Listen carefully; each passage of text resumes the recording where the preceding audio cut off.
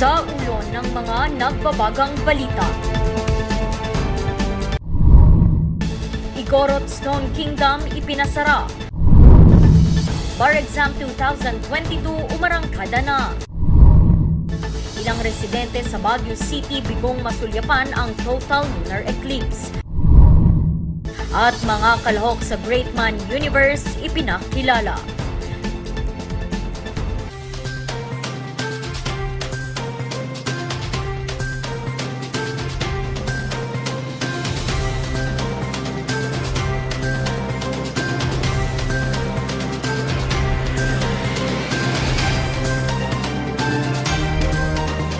Live from the studio of RNG Luzon, this is Luzon Headlines. Naimbag Malam, Amyanan, Luzon. Narito na ang mga bago at may init na mga balita. Umarangkada ng Bar Exams 2022 sa Baguio City.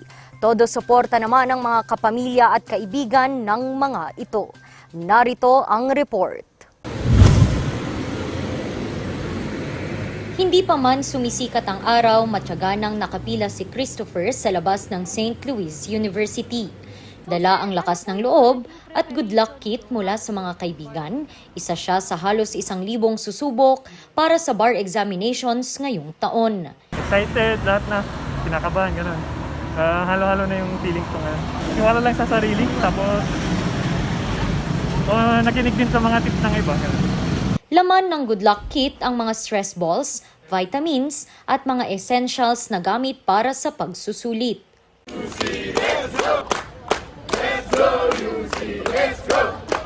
Kasabay ng maagang pagising ng mga examinees ay ang maaga ring pagpunta ng mga taga-suporta ng mga ito. This is the very day that they prepared for 4 or 5 years. So each day counts for them. Habus lang ng energy for the day. Kasi syempre, this is nerve-wracking. Kaya we need to put it down, calm them down for a bit. Ang mag-asawang si Ray at Eileen, mula pa Isabela, bumiyahi kagabi papuntang Baguio maiparamdam lang sa anak ang suporta. Bilang magulang, nakakakaba. Kung pwede nga lang sana samahan namin siya doon sa paghihirap niya ngayon. Nagbigay naman ng seguridad ang mga pulis sa paligid ng testing venue. Ang 4 na araw na Bar Exams 2022 ay magtatapos sa ika-20 ng Nobyembre. Haharap sa 8 core subjects ang mga bar examinees. Kumpara sa mga nagdaang exam, gagamit ang mga examinees ng isang application. Ito ang Exemplify. Isa itong computer program kung saan makakakuha ng exam ang mga examinees gamit ang sariling laptop. Babantayan ng mga proctors ang mga ito sa pamamagitan ng CCTV upang matiyak na walang dayaan sa pagsusuli. Ren de Guzman para sa Luzon Headlines. Dahil sa maulap na panahon, bigo ang ilan na masilayan ang ganda ng total lunar eclipse. Ang ilan naman nagkaroon ng pagkakataong masilayan ito. Atin niyang silipin sa kwento ni Charles Limon. Alas 5 pa lamang ng hapon, naghanda na ang grupo ni Neil sa Mirador Hill, Baguio City. Inaabangan nila ngayong taon ang total lunar eclipse. Yun lang, sagabal sa kanila ang maulap na panahon. Susubukan yung pasensya natin, lalo na sa maulap ngayong hapon. Ang pag-asa na lang natin is timing na lang na magkaroon ng konting clearing. Hopefully na kahit konting opening lang, matsamba lang natin yung buwan, yun na yun.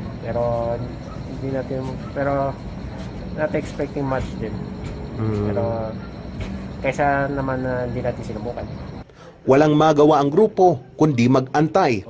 Bandang alas 7:50 ng gabi, naabot na ang peak ng total lunar eclipse. Pero ang grupo, hindi pa rin maaninag ang buwan. Isa sa mga nag-abang dito, si Aling Cristina. Gusto ko lang makita kung ano ang sinasabi nilang eclipse ba yan? Eclipse. Eclipse. Sana meron para makita natin kung ano ang sinasabi nilang eclipse. Marami ding mga residente ang nag-abang, pero bigo silang masilayan ang buwan.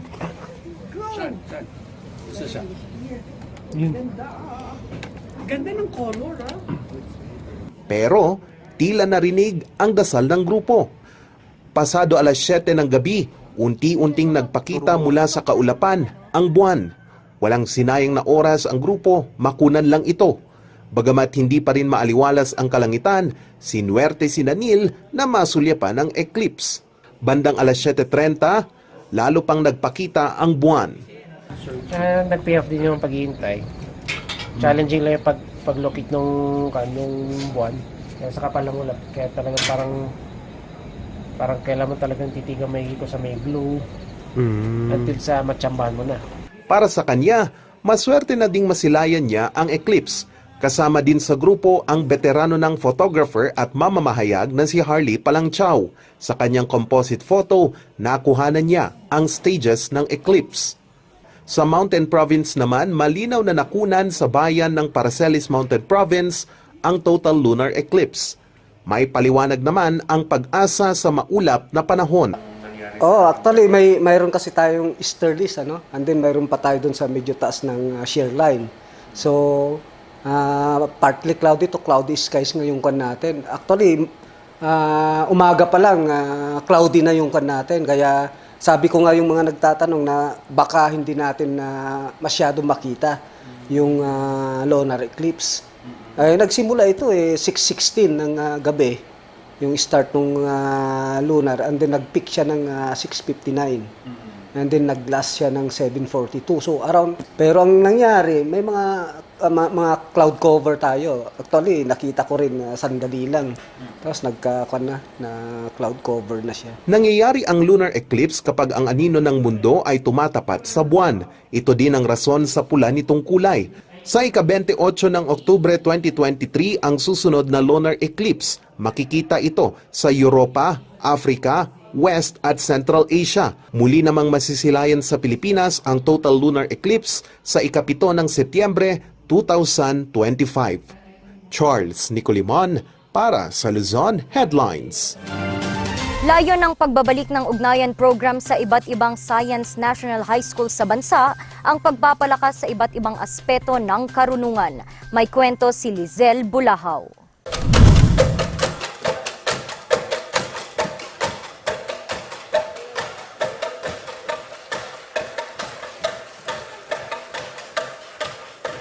Matapos ang higit 2 taon, nagtipon-tipon sa Baguio City muli ang mga Philippine Science High Schools sa bansa.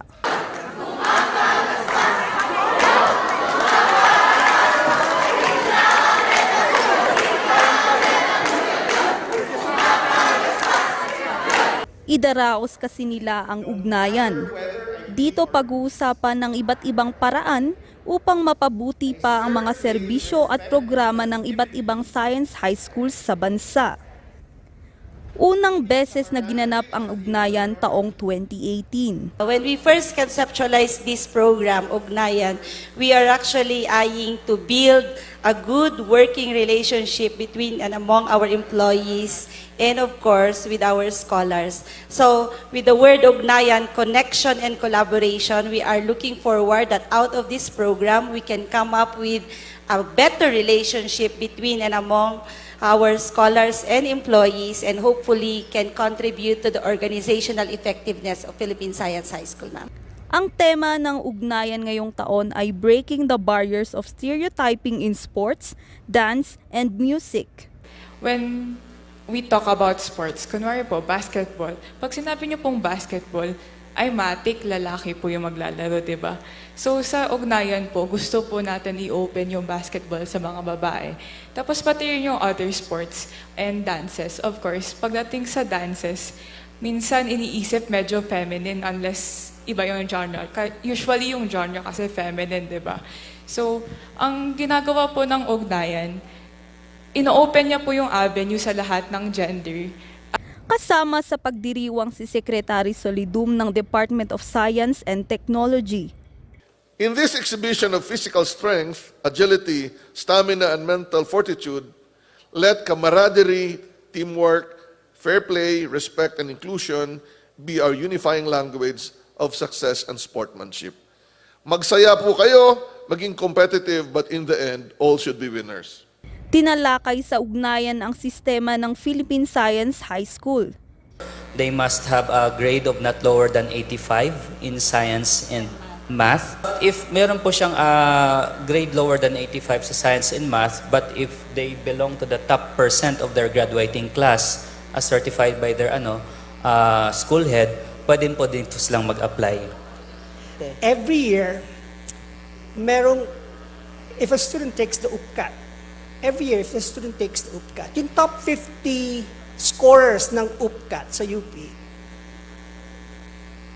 historically, kalahati doon ay Pisay. Layon ng DOST at ng mga Philippine Science High Schools na isagawa ito taon-taon. Ito ay upang magkaroon ng oportunidad ang mga estudyante at empleyado na makilala ang bawat isa sa pamamagitan ng sayaw,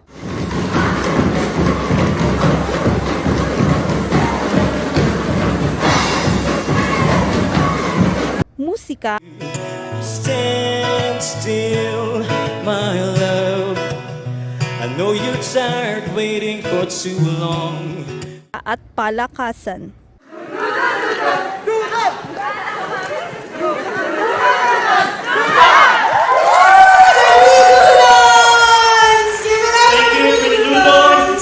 Lizelle Bulahaw para sa Luzon Headlines. Pinangalan sa iba't ibang hayop. Susunod, Igorot Stone Kingdom ipinasara sa publiko. Yan at iba pang mga balita. Abangan!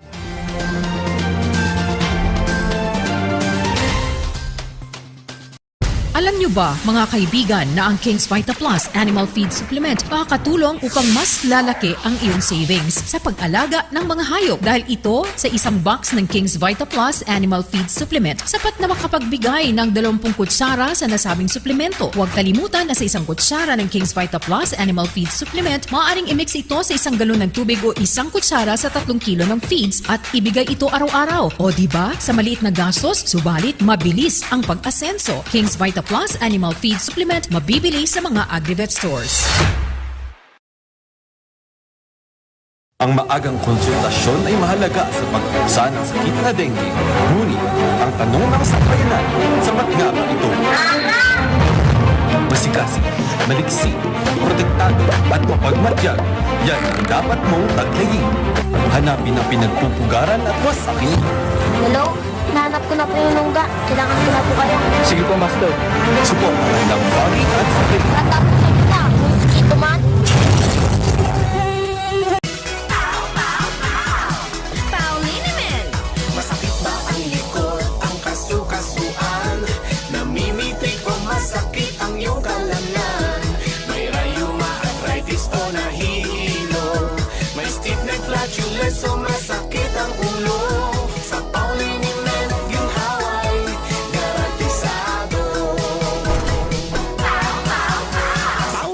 isang pahid ka lang. Dahil walang aw sa PAW! Bulok, maliliit at hindi ba malusog ang inyong mga halaman? Omega Green ang kasagutan.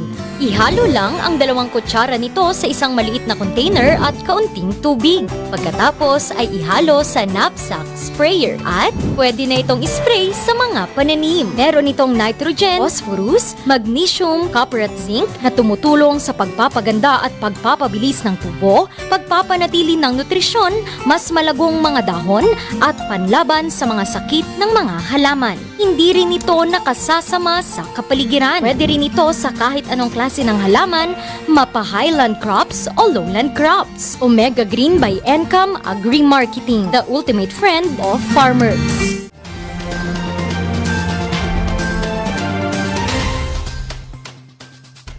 Ipinasara ngayong araw ang pamosong pasyalan sa Baguio City na Igorot Stone Kingdom.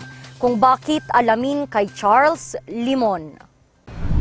It was ordered by City Mayor Benjamin Magalong through Administrative Order number 0195. So yung reasons of the closure, isa po yung walang business permit. Bago mag alas 3 ng hapon, nagtipon-tipon ang mga kawani ng City Permits and Licensing Division, Public Order Safety Division, Baguio City Police Office at mga opisyal ng Barangay Pinsaw Proper, Baguio City. Bitbit nila ang closure order ng pamosong pasyalan na Igorot Stone Kingdom. Ito'y dahil sa serye ng mga paglabag ng pasyalan.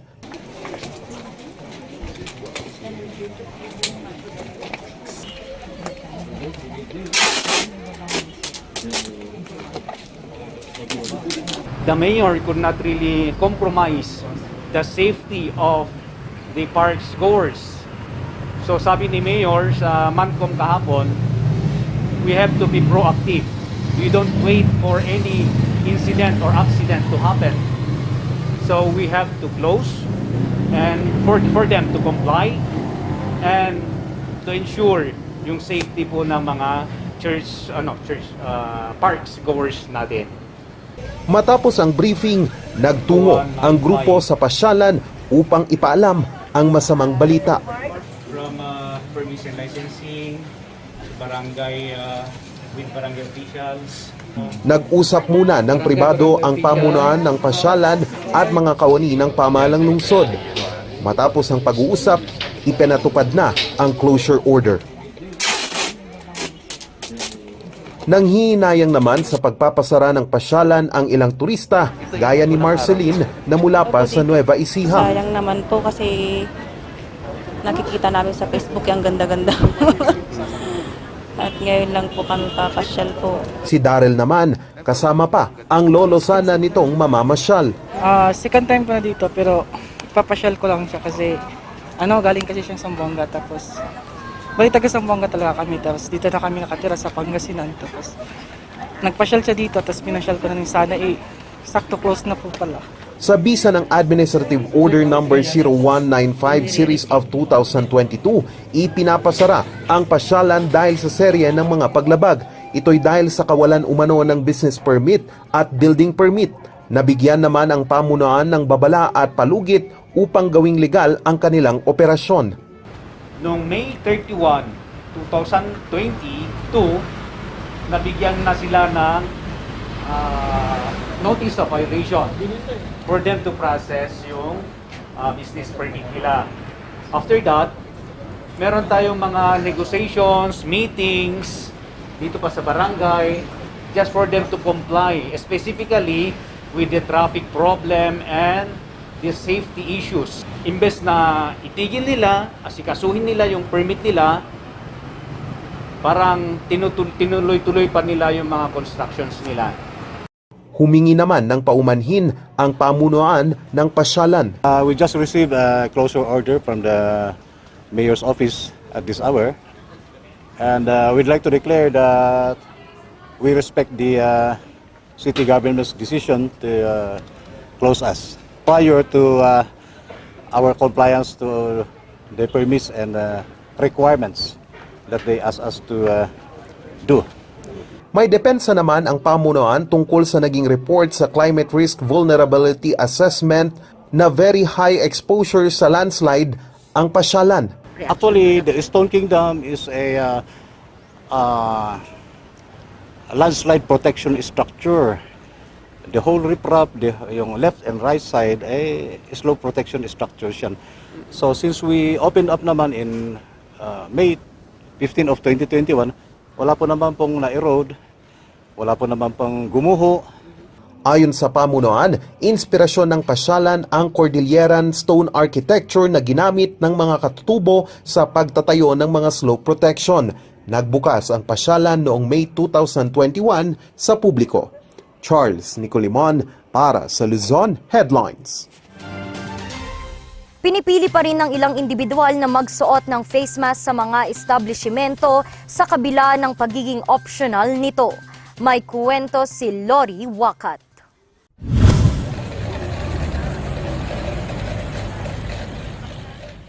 Halos 2 taon ding katuwang ng mga residente ang face mask laban sa COVID-19.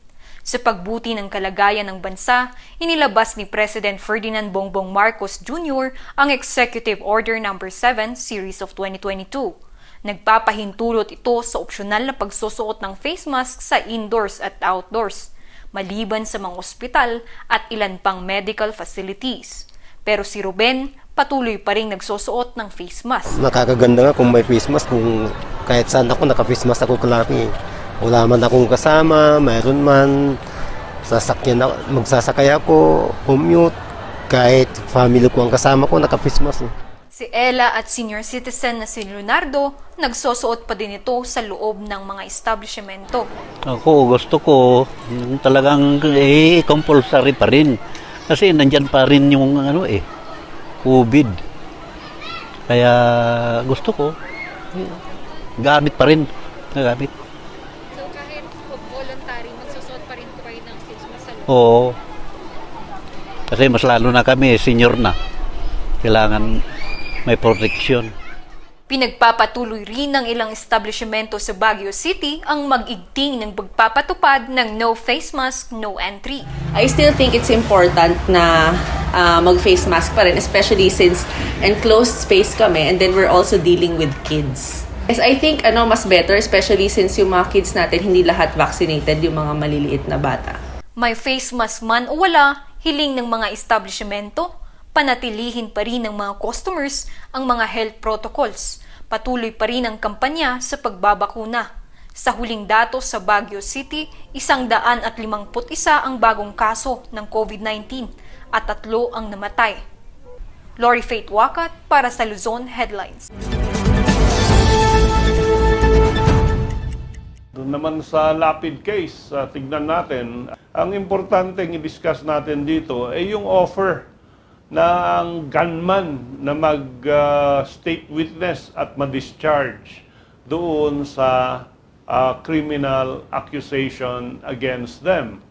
So, tignan natin, maraming requisites, maraming elements para ang tao ay ma-discharge as a state witness. Of course, number one, the discharge must be with the consent of the accused sought to be a state witness. Dito sa lapid case, walang problema. The gunman is volunteering himself to be a state witness. So, consent.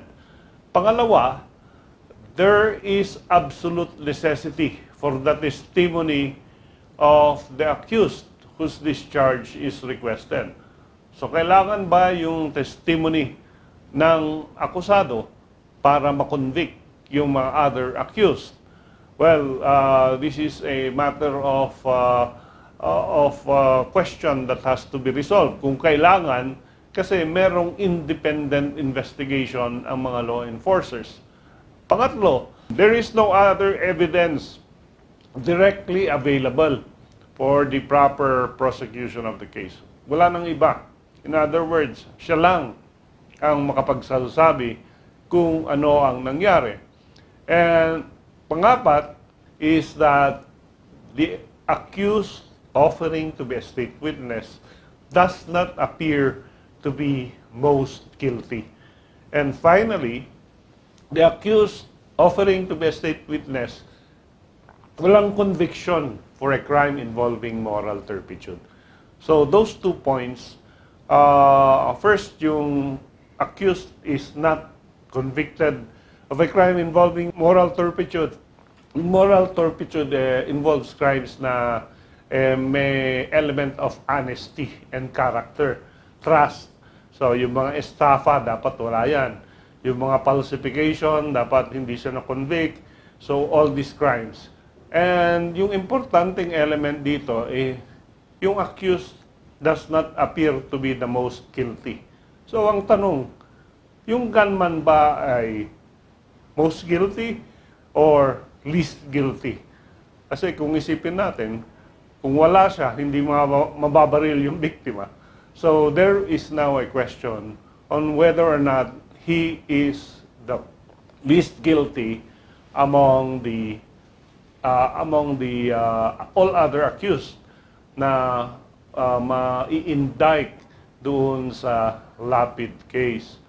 As a general rule, ang prosecution ang magpa-file ng motion to discharge yung akusado na mag-state witness after the prosecution has presented all its evidence. So, ipipresent muna ng prosecution ng kanilang ebidensya at pag nakita nilang mahina, then kukuha sila doon sa mga accused ng mag-i-state witness para lumakas yung kanilang kaso. And of course, meron pipirmahan si akusado na magte-testify siya. If he will renege on his promise, then balik siya as an accused.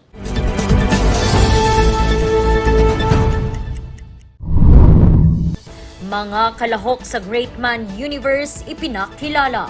Ang kwento susunod na.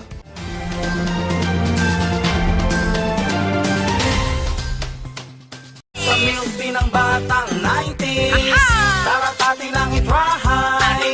Ang batang 90s milk tea, di ka magsisisi, promise. Sa milk ng batang 90s.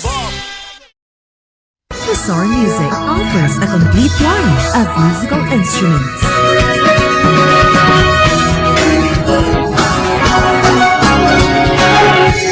Bizarre Music, Baguio's pioneer in online music and art lessons.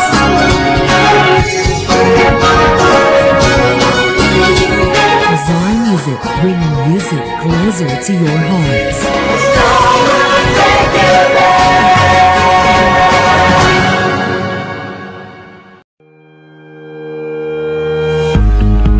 The Baguio Country Club, the first and only 5-star mountain resort in the Philippines, is fully equipped and ready to welcome you back. The club has thoroughly worked on adapting to the new normal.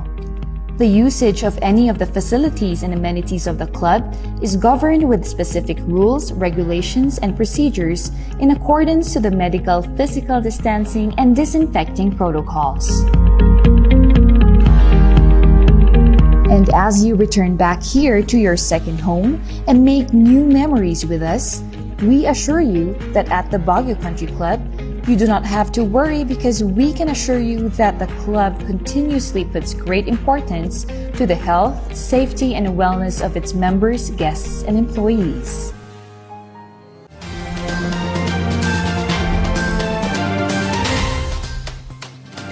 Ipinakilala na ang mga kalahok sa kauna-unahang Great Man of the Universe. Sila ay nagpasiklaban sa question and answer portion. Atin silang kilalanin sa kwento ni Sofia Pagaduan. Davao del Norte.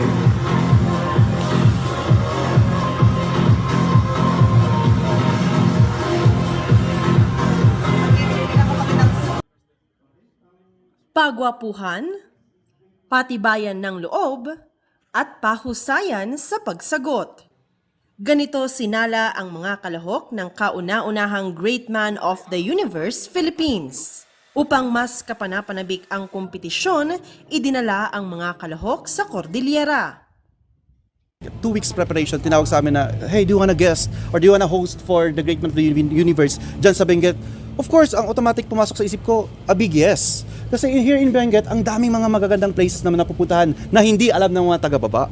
Ang daming mga places, pagkain, at syempre, gusto ko nilang ma-meet ang mga tao dito, mga Cordillera, mga Igorots, na ganito tayo mag-host sa mga tao. Si Lucas na kalahok mula Benguet, sabik na irepresenta ang kanyang probinsya.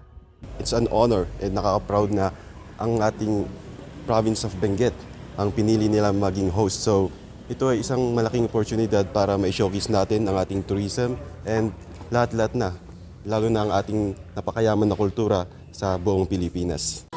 Si Chris Matt naman, galing pang USA, nakakatawan sa Filipino community abroad.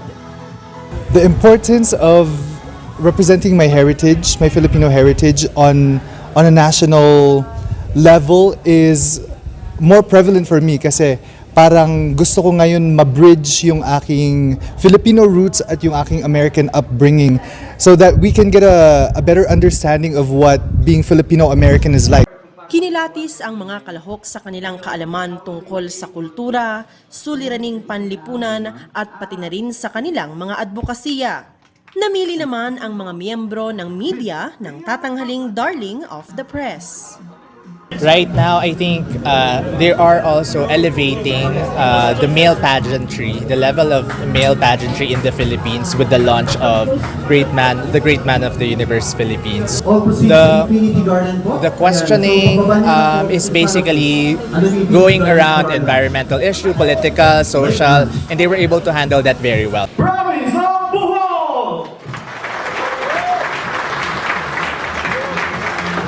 Sa huli, nasungkit ng kandidato mula sa Bohol Province ang titulo. I'm honestly looking forward to winning this pageant because I don't want to sound cocky, I don't want to sound too boasting, but I do have confidence that I will be able to win this.